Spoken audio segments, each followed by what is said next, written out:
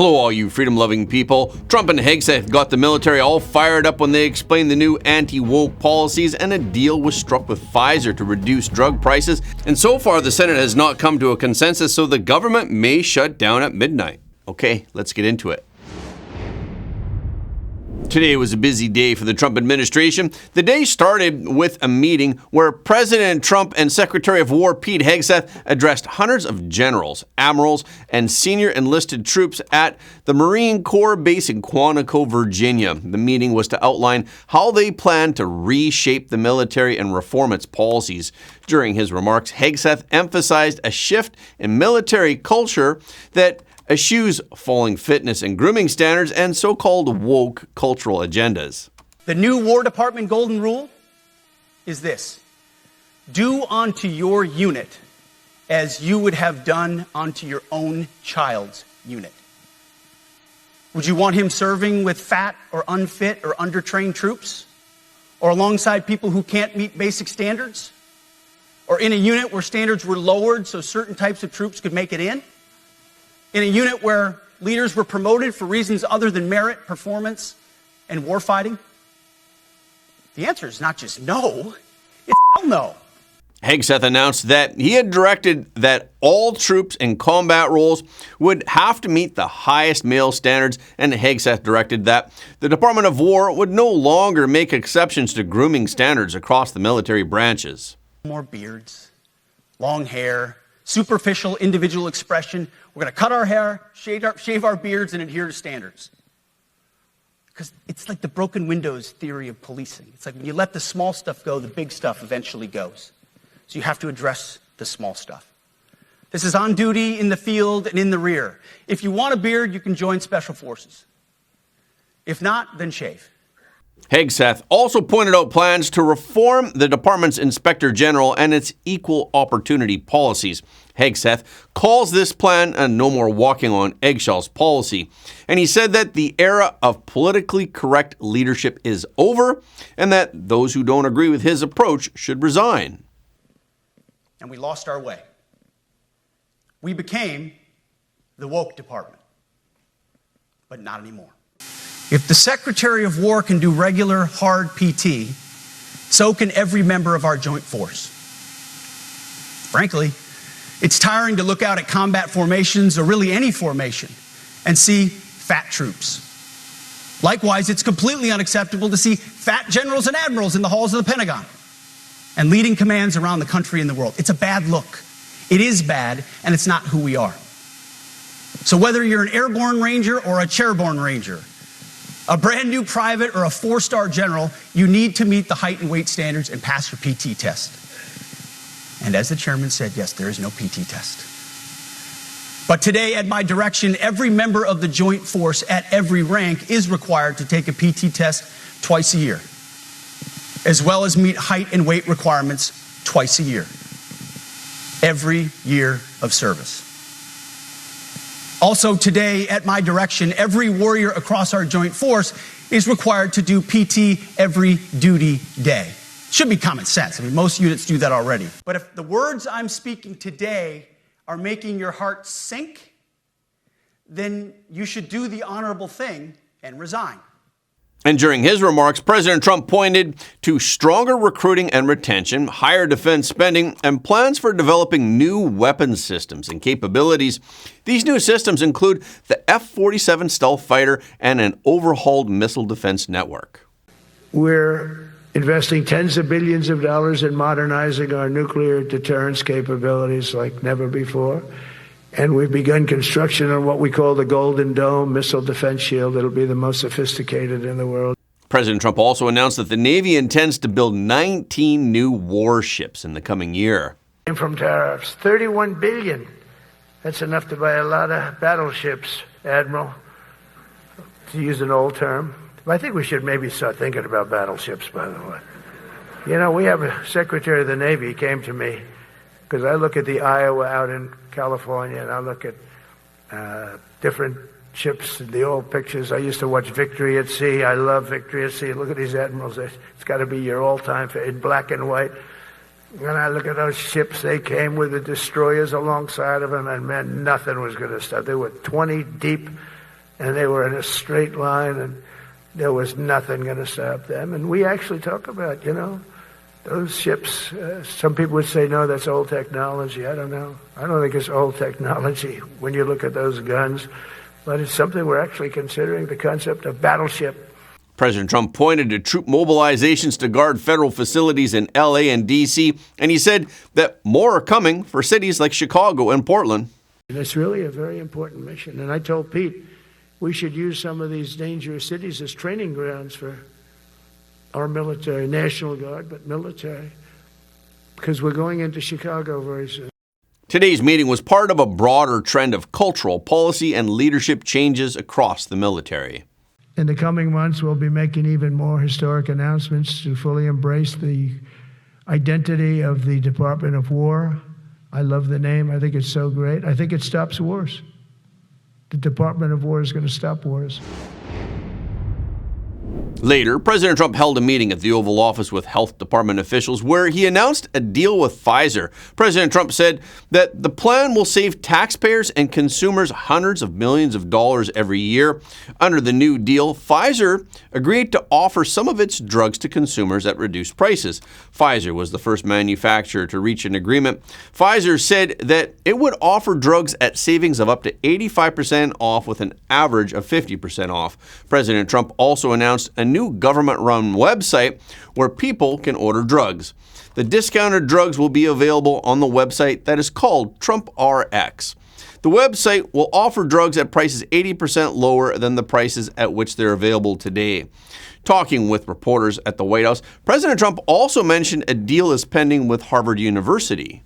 You mentioned a deal with Harvard, Mr. President. What is that deal? Will they be paying the administration? Well, we're in the process of getting very close, and Linda's finishing up the final details, and they'd be paying about $500 million, and they'll be operating trade schools. They're going to be teaching people how to do AI and lots of other things, engines, lots of things. We need people in trade schools. I remember when I went to school, I had some people that weren't particularly good students, but they could take a motor or an engine apart blindfolded or put it back blindfolded, but they weren't too good at other things, and many of them ended up doing better than the people that were. So trade schools are very important, and we've lost trade schools. We used to have a lot of trade schools in this country. We don't have them anymore. We have tremendous plants opening, and we want to have people at top level for those plants, whether it's AI or whether it's automotive plants. And later, President Trump announced that his administration has reached a deal. Secretary of Education, Linda McMahon, who's so fantastic, and I guess we reached a deal with Harvard today, so we'll see how that. All you have to do is paper it, right, Linda? Just yes, sir. Paper it out. That'll be great, though. It's going to have to do with something that's very important to everybody. And President Trump also signed an executive order to use AI to fight pediatric cancer. Using cutting-edge AI, we will empower our scientists and researchers to discover new treatments, cures, and prevention strategies. AI can also make groundbreaking trials and therapies, and it's just going to be so accessible to everybody, families all across the country. So it's going to be amazing. What's happening is amazing. And we have more AI. We're leading in AI. We're leading China by a lot. We're leading everybody by a lot. Yesterday, President Trump and congressional leaders, including top Democrats, made little progress in negotiations at the White House over a short-term spending bill. Vice President Vance stated that the U.S. government is heading toward a shutdown. Government funding is set to expire after midnight on September 30th. Congress must pass a stopgap bill before it expires in order to fund the government. A short-term funding bill was passed by the House on September 19th, but it has yet to be passed in the Senate. Following the meeting, both sides blamed each other for the failure to reach an agreement. Senate Minority Leader Chuck Schumer said that there are very large differences between the two sides. Democrats demanded to extend affordable health care tax credits in exchange for keeping the government open, and Republicans want to extend current funding levels for 7 weeks. House Minority Leader Hakeem Jeffries ruled out the idea of passing a short-term bill to avert a government shutdown for 7 to 10 days, giving lawmakers more time to negotiate. Jeffries said, Democrats are fighting to protect the health care of the American people, and we are not going to support a partisan Republican spending bill that continues to gut the health care of everyday Americans, period, full stop. And Schumer said, it's in the president's hands whether we avoid a shutdown or not. Vance acknowledged that both he and the president thought Schumer and Jeffries had some reasonable ideas. But he also criticized Democrats for using these ideas as bargaining chips. Vance said, they had some ideas that I actually thought were reasonable, and they had some ideas that the president thought was reasonable. What's not reasonable is to hold those ideas as leverage and to shut down the government unless we give you everything you want. There were multiple times where Leader Jeffries or Leader Schumer would say, you know what, we should be doing this. And the President of the United States would say, yeah, absolutely, let's have that conversation. But we're going to do it in the context of the people's government being open. We're not going to let you take the people's government hostage and then give you everything you want. And that's really the state of negotiations. And Senate Majority Leader John Thune accuses Democrats of hostage-taking and hijacking the American people. He said, I don't know where they're saying this is some huge partisan thing. This is something we do fairly routinely. This is purely and simply hostage-taking on behalf of the Democrats. The Republicans are united. And once again, Thune said it's up to Democrats to prevent a shutdown. Thune also said it's up to them, the ball is in their court, and this is politics for them. And House Speaker Johnson insisted that Republicans are being straightforward in putting forth a clean funding proposal, saying there's nothing partisan in here. The Senate voted again today, but still did not come to a consensus at this point, and it's not certain if they'll vote again today. The bill had previously failed in the Senate due to unified opposition from Democrats and defection by several Republican senators. Over the past 15 years, budget deadlocks between the two parties have become commonplace, with compromises often reached at the 11th hour. Gold futures opened at $3,788 per ounce yesterday, and the price of the precious metal was above $3,800 in early trading. The recent surge comes amid a weakening dollar and a potential federal government shutdown. The United States holds the world's largest official gold reserves, totaling approximately 8,133 metric tons, or 261.5 million ounces. At the current price of $3,824.50 per ounce, the market value of the U.S. gold reserves has surpassed $1 trillion, far exceeding the official book value of $11 billion. The official book value is based on the 1973 price of $42.22 per ounce. If revalued at market prices, approximately $990 billion in capital could be unlocked. This figure could cover roughly half of the total budget deficit for the fiscal year ending in August. This is welcome news for the Trump administration as it provides potential backing for infrastructure projects, technological R&D, or debt management. Court documents that were filed yesterday show that YouTube has agreed to pay $24.5 million to settle a lawsuit stemming from the suspension of President Trump's account after the January 6, 2021 Capitol incident. This concludes all related lawsuits between President Trump and the major tech companies. Of the settlement, President Trump has designated $22 million to be donated to the trust in order to support the construction of the White House State Ballroom. The remaining $2.5 million will be paid to other plaintiffs in this case, including the American Conservative Union, which organizes the Conservative Political Action Conference, and American author Naomi Wolf. After concluding his first presidential term in January of 2021, President Trump filed a series of lawsuits against YouTube and accused the platform of unfairly suppressing his voice. He also filed similar lawsuits against Meta, the parent company of Facebook and Twitter. When the lawsuit was first filed, some legal experts predicted that President Trump had little chance of winning. However, earlier this year, Meta agreed to pay approximately $25 million to settle the case, with roughly $22 million earmarked for President Trump's Presidential Library Fund. Meanwhile, X paid approximately $10 million to settle its case. YouTube is the third major tech company to settle with President Trump. However, YouTube did not admit any wrongdoing in the settlement, and they will not alter their products or policies. YouTube's parent company Alphabet did not comment about the reason for the settlement.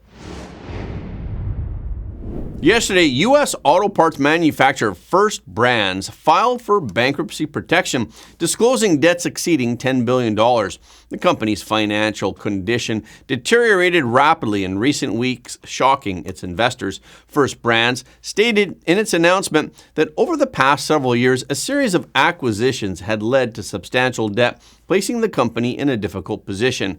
Currently, the company has secured $1.1 billion in debtor-in-possession financing from its first lien lender to support ongoing operations. The collapse of First Brands has raised concerns among investors about whether it could trigger a chain reaction in the automotive parts industry. However, experts point out that the supply chain of automakers are unlikely to be significantly impacted since First Brands primarily manufactures parts for the automotive aftermarket. First Brands is a privately held company specializing in production of automotive replacement parts such as filters, brake systems, and lighting systems. The company stated that its bankruptcy filing pertains solely to its U.S. operations, while its global business will remain unaffected and continue to operate. Insiders revealed that First Brands' financial status is expected to be fully disclosed in the coming days.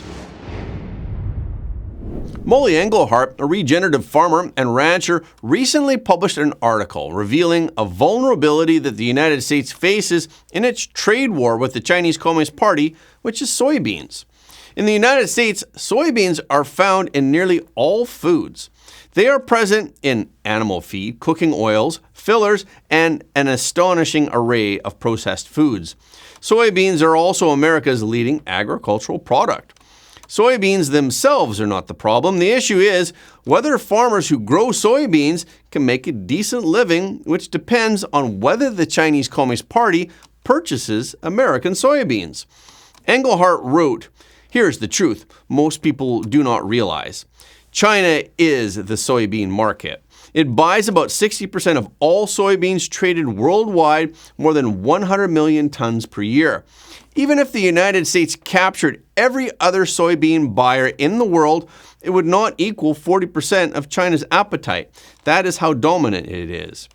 And as this year's harvest season begins, not a single new order for soybeans has been placed by China. This silence has caused soybean future prices to plummet, and cash bid prices are shrinking.